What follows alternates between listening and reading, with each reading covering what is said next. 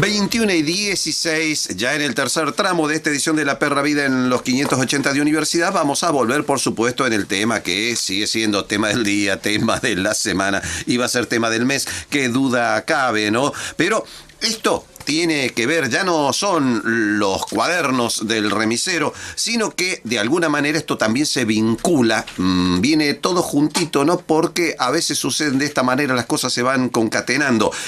Durante mucho tiempo hemos estado, particularmente acá en Córdoba, esperando a que se produjera un acuerdo a nivel de Estado a Estado, a nivel de Procuraduría, para que lo que se sabe sobre la causa Odebrecht en Brasil pudiera llegar a la Argentina, los datos respectivos, para que en la Argentina podamos saber qué es lo que hizo Odebrecht en la Argentina, concretamente. Hasta ahora, sobre eso tenemos un poco más que algunas conjeturas y la casi certeza de que hubo 35 millones de dólares que se pagaron en casos como, entre otros, el soterramiento del Sarmiento. Pero lo interesante es que finalmente se ha anunciado que ese acuerdo existe a nivel de Procuraduría y que ahora los testigos protegidos de Brasil van a poder dar la información que tienen en Argentina sin por ello ser penalizados por las leyes argentinas. Está en línea nuestro colega corresponsal de RFI Brasil, Marcio Rosende. ¿Cómo estás, Marcio? Buenas noches. Buenas noches, Ricardo, y un saludo a todos tus oyentes. Bueno, por supuesto, para ustedes la causa Odebrecht ya tiene pocos secretos, han conocido y mucho porque vienen trabajando en esto desde hace bastante tiempo, ¿no? Sí, mira, la causa no es Odebrecht, ¿no? Es la operación Lava Jato, que claro, son muchas empresas.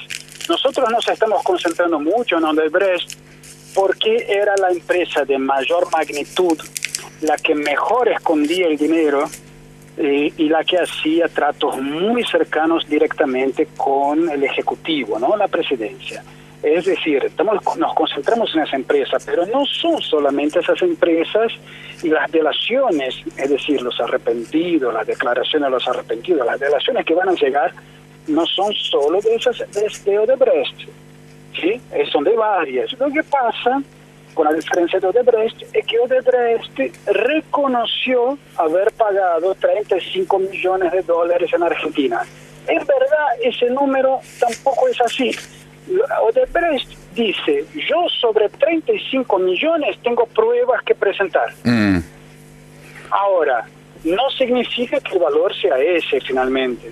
De hecho, se habla de 5 veces más que eso. Pero, claro. Ahí son especulaciones, no sabemos. En concreto, hay una confesión que cae, es un regalo, ¿no? Cae de arriba. La justicia argentina no llegó a hacer nada por eso. Pero van a llegar al país, están muy cerca de llegar, y a partir de ahí, de todas esas delaciones, de todo eso que llegue, la justicia argentina va a poder profundizar, por ejemplo, yendo a Brasil a indagar a esos delatores. Sí, lo que nosotros podemos a cuenta ir percibiendo aquí en el ambiente, cierta preocupación por lo que puede llegar a saberse, ¿no? Mira, yo no creo que vamos a llegar a saber mucho más de lo que ya sabemos, es decir, vamos a saber algunos detalles más, por supuesto, podemos descubrir alguna obra más, por supuesto, pero más o menos el esquema es el mismo del cuaderno, porque no es el esquema Odebrecht, no es el esquema cuadernos de la corrupción, es el esquema del gobierno anterior, ¿no? Es decir, todo lo que pasó en Argentina en ese momento tenía ese esquema. Vamos a ver, son partes sueltas de un esquema. Por ejemplo, para ir al punto que se está hablando ahora de los cuadernos de la corrupción, ahí se está hablando de las obras públicas en energía solamente. Sí. No se está hablando de las obras públicas en transporte, porque Centeno no era chofer de esa gente, simplemente por eso. Claro. Pero por supuesto que hubo. De hecho, yo te puedo decir lo siguiente, el transporte, para darte un ejemplo, yo soy corresponsal también del principal diario de Portugal, y Portugal fue un país que vendió elementos de ferrocarriles para la Argentina. Sí. Y cuando se hicieron esas ventas de trenes, vagones, etcétera, Ricardo Jaime a un empresario le preguntó, ¿y cuánto hay para el partido? Así nomás. Entonces, es decir, era para todos lados el esquema. ¿no? Hay una diferencia con la Lava Jato, que la operación Lava Jato investigó más de, no sé si fueron 500.000 transacciones financieras. Lo que vamos a ver en el esquema argentino es que dinero es plata en efectivo, son valijas de dinero. Eso no hubo allá. Sí hubo, algún vuelto sí hubo, pero no se puede mover tanta plata así. Entonces, acá era... Y otra diferencia interesante es que la operación Lava Jato tardó años en llegar a la presidencia. Y los cuadernos de la corrupción ya hablan directamente de los presidentes, que recibían ellos en manos el dinero. Esa es otra diferencia. Ahora, hoy vimos a Angelo Calcaterra reconocer que pagó coimas, ¿no? Sí, sí. Que pagó ese esquema. Él alude que fue financiación de campaña. Eso no... Bueno, eso... También fue un argumento que tuvieron los empresarios brasileños en su momento. No, se pedía para el partido, se pedía para la financiación de campaña.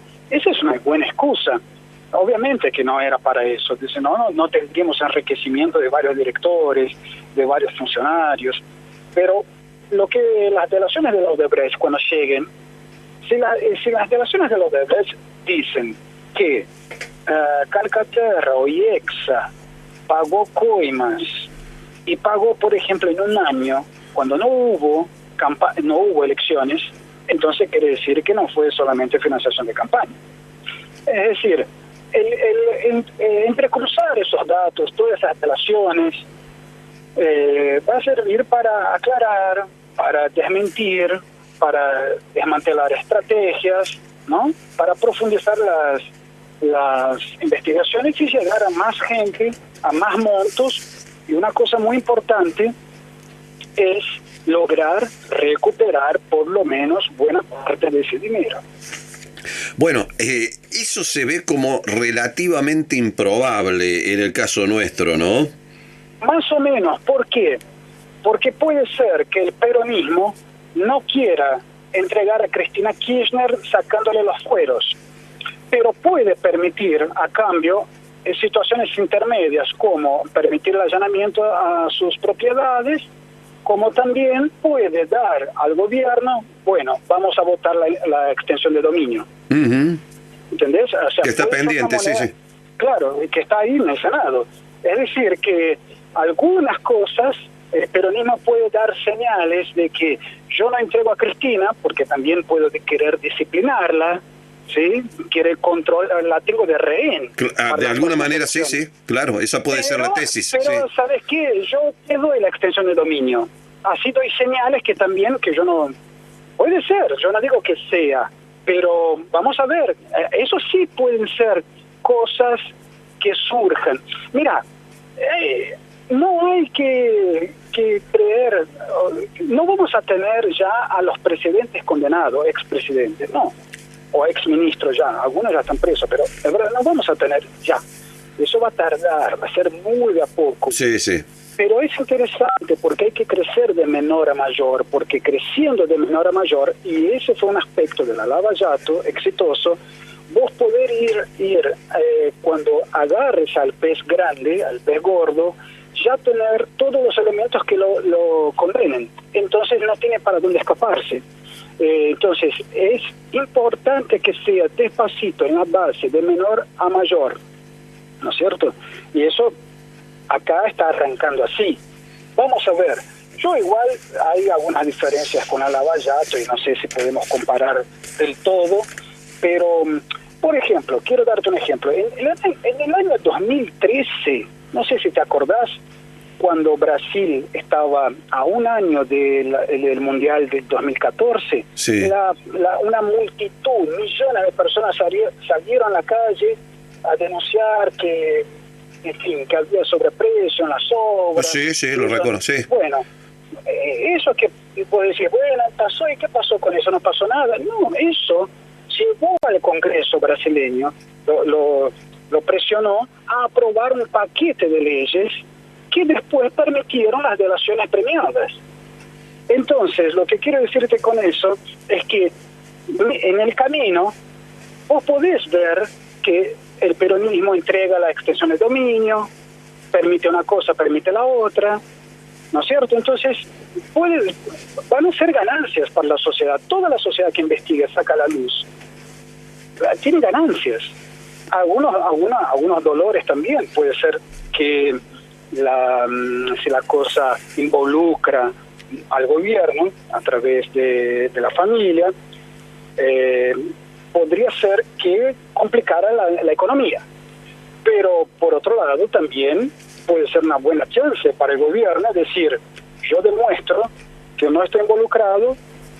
De hecho, el simple hecho que esté involucrada la familia del presidente ya demuestra que no fue una operación oficial. Entonces eso ayuda al gobierno.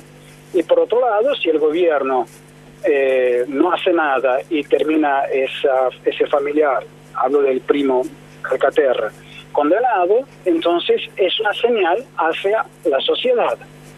Entonces todo eso se está comenzando y en sintonía, como dijiste en la presentación, una coincidencia, ¿no? La delación premiada va a llegar a sumarse a todo eso.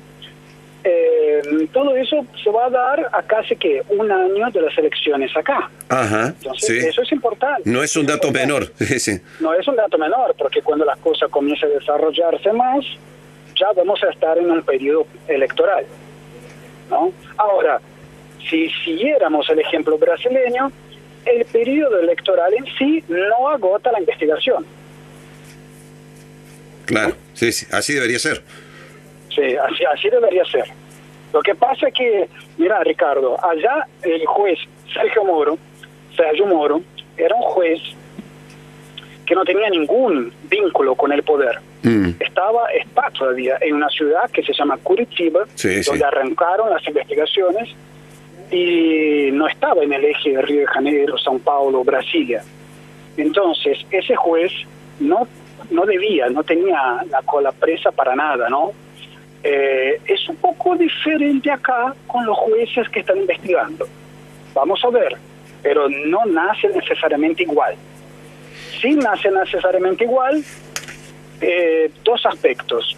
Uno, que vos tenés a un chofer y a empresarios que van a colaborar, y allá vos tuviste en el arranque, en marzo, 17 de marzo de 2014, vos tuviste a un director de Petrobras y a un cuevero. Sí. Entonces, nace muy de abajo y llega a todos lados. Los cuadernos tienen esa función porque ellos te están describiendo personajes, momentos precisos, aunque Centeno se quisiera poder contar todo, vamos a suponer, nunca se iba a acordar de horarios, fechas. No, imposible, no. Imposible. Bueno, pero el horario, la fecha es muy importante para cruzar el tema de llamados, telefonía, dónde estaba cada uno. Entonces, es increíble, ¿no? Parece novelesco, pero es increíble y es real. Y ahora, por ejemplo, para darte un paralelo con la Lava Jato, en diciembre de 2014, la justicia allanó a ese cuevero y encontró un listado de todas las obras en que él había lavado dinero. Un listado, es casi un cuaderno de la corrupción. Después, si te acordás, un departamento de Odebrecht que se llamaba de operaciones estructurales. Ajá, que se ocupaba, sí. Una secretaria tenía todo, una planilla de todas las obras y todas las coimas. Es un cuaderno de la corrupción. Entonces, hay elementos, hay puntos de contacto. Pero vale el dato que vos citabas recién. Sergio Moro estaba muy lejos del triángulo Brasilia, San Pablo, Río de Janeiro, y en Argentina los tribunales de Comodoro Pi están demasiado cerca de todo, ¿no? Exactamente. Ese es un dato muy relevante, inclusive porque el juez, aparentemente, por lo que me cuentan, tiene vinculación con el peronismo, ¿no? Sí, entre otras. Bueno, como los buenos jueces argentinos tienen vinculaciones en todas partes. Claro, pero fíjate, ¿por qué ese juez se apura, está muy bien, y pide el desafuero? Porque tal vez sepa que no le van a dar, pero eso ayuda a sus contactos peronistas a disciplinar a Cristina Kirchner. Sí, son mensajes, queda claro. Son mensajes, o sea, no te postules a candidata y nosotros no te entregamos. Si ella no se postula candidata, no le hace el favor a Macri, como el opuesto, y ellos pueden sacar un candidato propio manteniendo los votos de Cristina, porque entre Macri y el peronismo, esos votos de Cristina probablemente vayan al peronismo. Claro. Pero esa es un análisis mío, ¿no? Pero podría ser esa la razón. Yo, cuando el juez Bonadío pidió el desafuero de Cristina en la otra causa, algunos analistas políticos vinculados con el peronismo dijeron que eso era más que nada un elemento para disciplinar a Cristina. Entonces yo, por consecuencia, creo que esto también podría funcionar de la misma manera. Y tal vez sea así, en una de esas tu conjetura sea muy atinada, ¿eh? Es muy probable. Sí. Pero bueno, no entregamos a Cristina, pero mientras tanto entregamos otras cositas, leyes. Algo. Y eso está bueno también. Ahora, si la cosa se desarrolla y llegan a pruebas increíbles, y van a tener que entregarla. Igual, claro, ella recién entra al Congreso, tendremos que esperar que termine el mandato. Sí, en Argentina todo toma tiempo, mucho tiempo. Bueno, ese es un problema, ¿no? Y esa fue una de las cosas que la Lava Jato cambió. Muy rápido todo, muchas prisiones preventivas y decisiones sobre esas prisiones preventivas de 6 a 1 año como máximo, no más que eso. 6 meses a 1 año. Lo que hace que se trabaje con un buen ritmo en el marco de la causa, ¿no? Sin duda, vos tenés a centenas de políticos y empresarios condenados. Claro, no, acá las causas duermen el sueño de los justos en lo profundo de los cajones. Pero bueno, un día hay que arrancar, ¿no? Y ojo, quiero decir una cosa, que la Lava Jato es un punto fuera de la curva. La corrupción existe, la corrupción seguirá existiendo. La Lava Jato marca que es posible, es un ideal tangible, marca y sirve en ese caso como un elemento de presión para la justicia y de que la sociedad argentina vea que es posible. Si ellos pudieron, ¿por qué nosotros no podemos? Entonces, eso es un elemento de presión, pero no es la solución.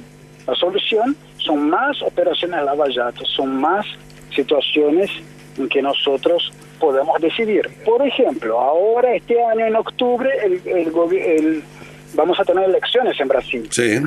Si ponemos a legisladores que no estén comprometidos con la cuestión de la corrupción, no va a cambiar nada, porque necesitas instrumentos, necesitas leyes.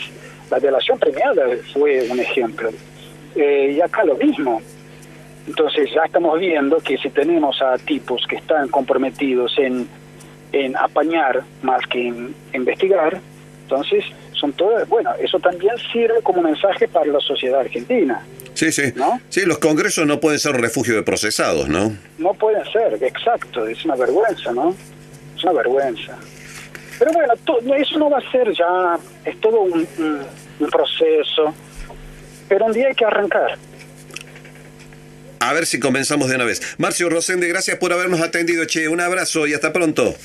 Un abrazo y un saludo a todos los cordobeses, a toda tu audiencia.